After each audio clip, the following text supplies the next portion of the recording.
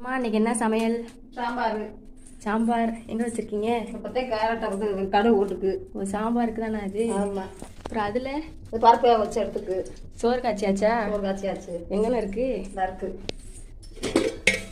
நேற்றுதே நீங்கள் வச்ச சோறுக்கு எல்லாம் கேசரி மாதிரி இருக்குன்னு சொல்லியிருந்தாங்க. அது கேசரி மாதிரி போயிடுச்சு.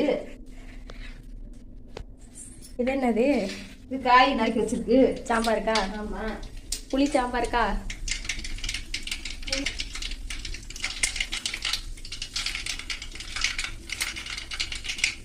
சரி, இது எப்படி பண்ணுறேன்னு சொல்கிறீங்களா? ரவை வரைக்கும் கருவேப்பிலையை போட்டாச்சு. வெங்காயத்தை போட்டுக்கணும். நல்லா லேசாக வதக்கி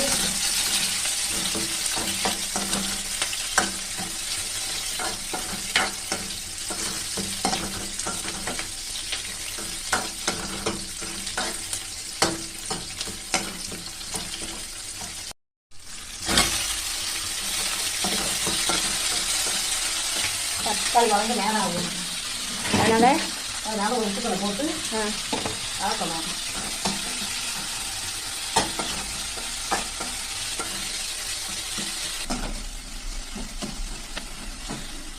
கத்திரிக்காய் போடணும்.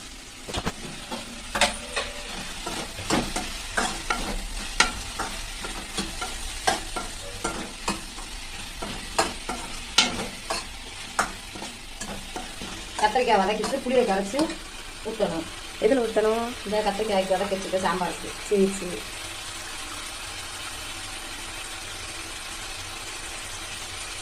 சும்மா நெல்லிக்காய் தண்ணி இந்த கலசா புளிச்சு வச்சு நிறைய போட்டுக்கணும் சாம்பாருக்கு. 2 பேர்த்துக்கு நிறையா போட்டுனா போடணும். 2 பேர்த்துனா சாம்பார் புளிச்சுக்கலாம் நிறைய போடணும்.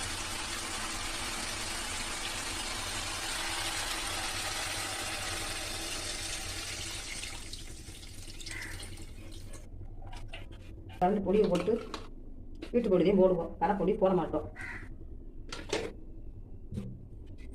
பொடிக்கவும் பருப்பை ஊற்றணும். ஒரு நாளைக்கு இந்த வீட்டு பொடி எப்படி அரைச்சிங்கன்னு சொல்லுங்க.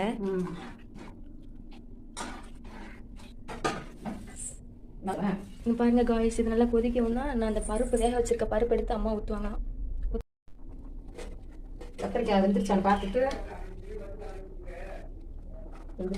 சாம்பார் பருப்பு எடுத்து ஊற்றணும்.